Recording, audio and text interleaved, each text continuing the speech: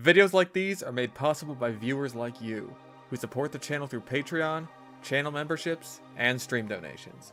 And don't forget to check out the Bad Weapon Rehabilitation servers at www.badweaponrehab.tf. Check the links in the description for more information, and let's get into the video. Fire! Fire! Fire! No? What are you gonna do? What are you gonna do?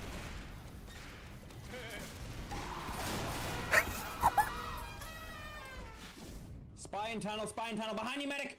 Med down.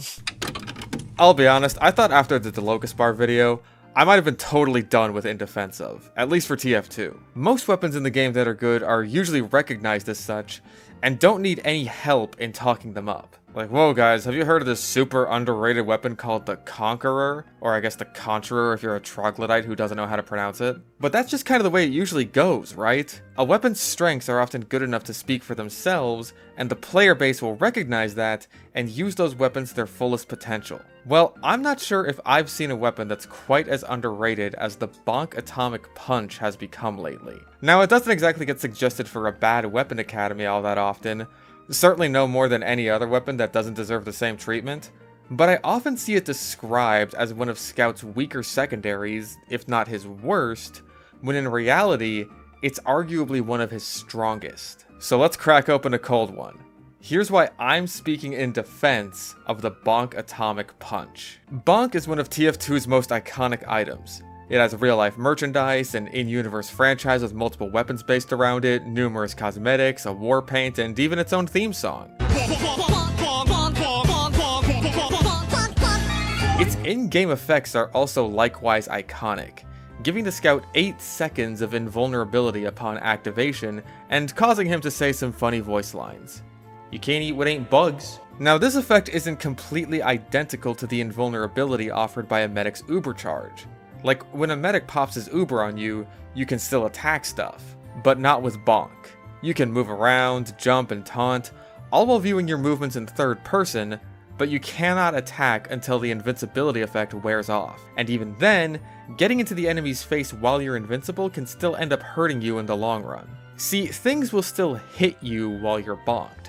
They just don't deal damage or add any lasting effects like Afterburn. This means that medics will see you as a free Uber farm, since unlike with an Uber charge where their Uber cells will harmlessly plink off of the target, with a Bonk Scout, he can still hit you and farm Uber. You could use this for some funny trolling if you have a friend on the enemy team, or you could potentially use it to bait an enemy medic into a disadvantageous position in the right situations. The main thing you have to be concerned about once you drink the Bonk is knockback, as the invincibility effect will offer no protection against this. This is especially dangerous on maps with death pits or other environmental hazards, or especially against sentries which can pin you to the wall until the effect wears off in the worst of circumstances. In total, the Bonk will take 30 seconds to recharge, but since you spend 8 of those seconds invincible, it's closer to 22 seconds after the effect wears off. And speaking of the effect wearing off, once that happens, you'll be inflicted with a slowdown equivalent to how much damage you've taken while under its effects. If you didn't take any damage at all, there's no slowdown, but the more damage you take, the slower you'll become. Okay, so this is pretty simple, right? On-demand invulnerability is a pretty incredible ability for just about any class to have, especially a class as powerful as Scout. So why is this effect so underutilized and underrated? Well, for the most part, because I think a lot of people aren't using it properly. Flanking behind enemy lines using pathways that other classes simply can't is one of the big draws of Scout. But plenty of times, there'll be areas that a Scout simply can't flank through. Mainly giant sentry nests. One of the main things I see Scouts with this item do is run straight past the sentry nest and then into a dead end, usually somewhere around their spawn. Then, because they just use their free on-demand invincibility, they don't have any kind of exit plan and subsequently die, wondering why they even bothered in the first place. In this situation, it's almost like the effect of the Bonk baited the Scout into thinking he was getting into a safe position when he wasn't really. We'll call this particular strategy aggressive bonking. Aggressive bonking can work sometimes if all you care about is getting a high priority pick, like a medic or maybe a really good sniper, or in a server that has a really good sniper, It's extremely useful for safely crossing a sight line without putting yourself in any real danger. But for the most part, this is kind of on the same level of suicidal uselessness as a spy charging into the nest just to sap a sentry without even communicating with his team to organize a push.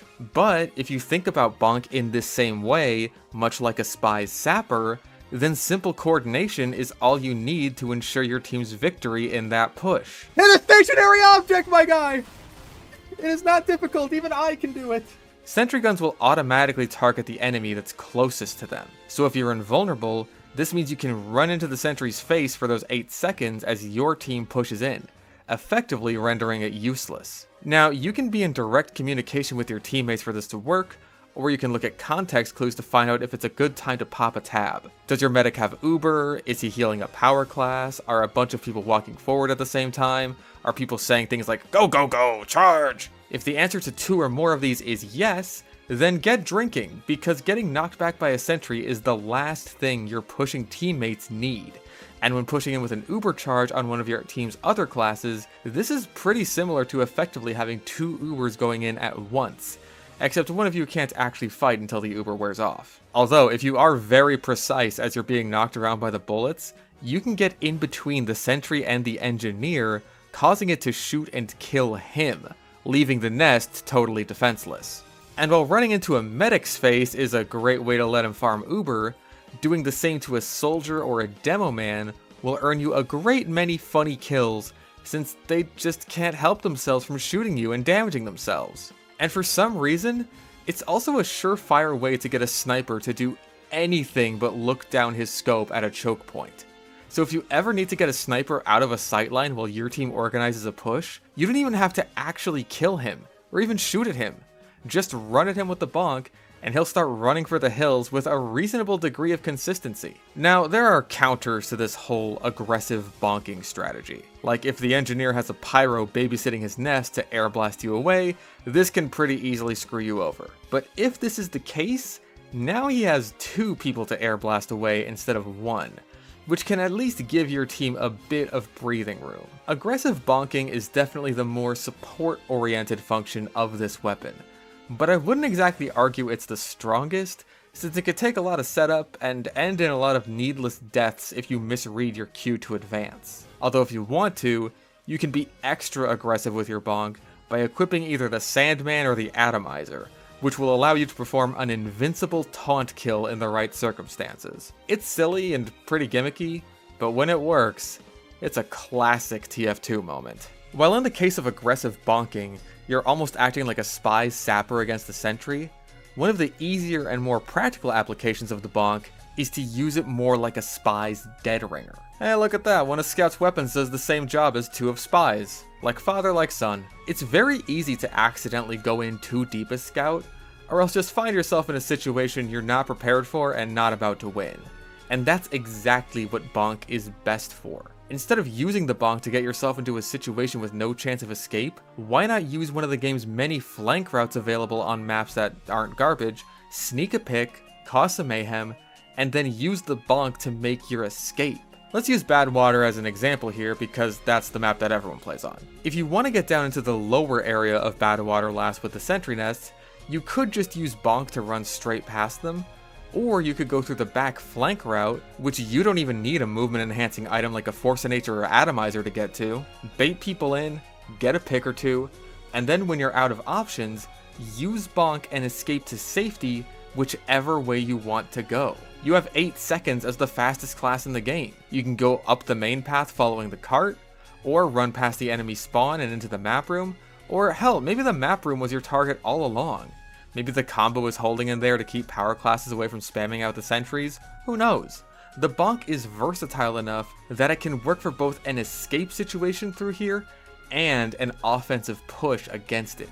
But escapes are what I use it for the most often, because it really does feel like a dead ringer situation, which is to say, a really annoying get out of jail free card. At least it's not spammable like the dead ringer used to be, so that's good at least. In any case, you drink the bonk so quickly that you can pop open your pop even in the middle of a firefight and be good to go. This works especially well if you have any form of cover or even high ground against certain classes like soldiers. It's obviously not the instantaneous, automatic activation of the Dead Ringer, and hey, sometimes it is just a little bit too slow. But you don't need to take any damage at all in order to activate it, and you don't risk getting flamed down by a very persistent pyro even if you do. In fact, a lot of people are perfectly happy to just ignore you once you activate Bonk. I guess they just assume you must be memeing around, even if you're somewhere like, say, the enemy spawn. I guess this loops back around to being aggressive, but what can I say, the Bonk is just that versatile. If you want to go deep,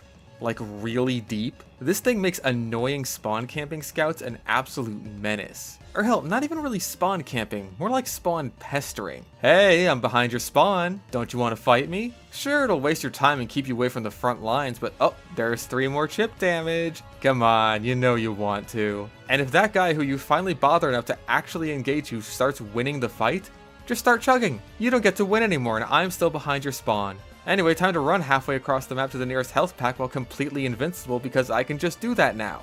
Bye! In this aspect, it's a lot less like a Dead Ringer or Sapper and more like the Sticky Jumper. And I find both equally annoying in this situation. Like, this is some seriously old school trolling. Like late night live commentary Star videos trolling. Remember when Star used to make TF2 videos? I wish you'd start doing that again. Oh, yeah, look at that. But what about that slowdown stat that Jungle Inferno introduced? Maybe you really do get flamed down by an incredibly persistent pyro, and now by the time your bonk wears off, you're totally vulnerable and about to get melted down. Well, to that I ask, what slowdown? Yeah, the same bug that negates the slowdown on the Sandman and the Natasha also applies to the self-inflicted slowdown of the Bonk. So while this bug basically killed one of Scout's most busted weapons in Jungle Inferno, it also completely nullifies the downside that very same update gave another one of his weapons. Jungle Inferno giveth and taketh away. Against those pyros, it's also one of the best ways of avoiding extra damage from Afterburn. Though obviously not as good as something like extinguishing multiple people, including yourself with Mad Milk, but hey, it keeps the sun on a stick in its place as being absolutely fucking useless. And that's what really matters. Okay, so Bonk has a lot of uses and practicality, in not just serious play focused around teamwork, coordination, and the completion of objectives, but also funny trolling and memery. So really, on top of its iconography, long-standing prestige, and status as an achievement item for new scouts to unlock, this should be one of the most popular and frequently used items in the game. But it isn't. And anytime I see people talking about Bonk in the comments of my videos, it's usually saying that while Scout doesn't have a truly bad secondary, the Bonk is easily his worst one. Now I personally think that Scout's worst secondary is the Winger, but I also definitely agree that he has no bad secondaries. As far as I'm concerned, the Winger is still like a high B tier weapon. That's a respectable placement for being the worst in its slot. If all TF2 weapons were balanced like this, I'd be working in a Burger King right now. But why does Bonk get so overlooked? Well, I think it's in part because Bonk is slightly more tactical than something a lot more basic like the pistols, Mad Milk, Cleaver, or even its soft drink contemporary, the Criticola. With the pistols, you shoot at enemies until they die when you run out of scattergun shots, or you use the Winger to gain a little bit of extra mobility on top of this function. The Cleaver is good for long-range harassment and the occasional nutty across-the-map shot. The Criticola is literally just doubling down on your status as a glass cannon. And the Mad Milk is ridiculous in basically any situation. These are all practical as well as being straightforward and highly beneficial for the Scout by covering his many weaknesses, such as low damage at mid to long range, his scattergun's clip size and reload time, and his low health pool. And there's Criticola just inflating his strengths and weaknesses. Bonk, by comparison, is now just a pistolless Scout with on-demand invincibility. But when you consider that it's still Scout with on-demand invincibility, that should still grab your attention. Scout is one of the strongest classes in the entire game, even when you take away his secondary. His scattergun is absolutely incredible and can decimate teams. I know most people mostly play Payload where Scout is probably at his absolute weakest, but even then he's not to be messed with in a fight. And I'd honestly argue that Payload is the game mode where Scout can get the most use out of the Bonk. defensively and offensively. So I think it's a bit of a shame that Bonk goes so underutilized. But considering how infrequently I have to deal with a God Scout who's landing all of his meat shots on me, and has an on-demand, straight-up better Dead Ringer on hand, maybe that's a good thing. As for me, I'm certainly no God Scout, but I don't mind busting this can of carbonation out every once in a while, and showing people just how great it is to pop open an ice-cold can of delicious Bonk Atomic Punch. Warning, side effects of prolonged consumption of Bonk Atomic Punch may include kidney damage, nausea, digital numbness, anxiety, loss of visual acuity, dizziness, occasional nosebleeds, joint inflammation, tooth decay, sore throat, bronchitis, organ rupture, and halitosis.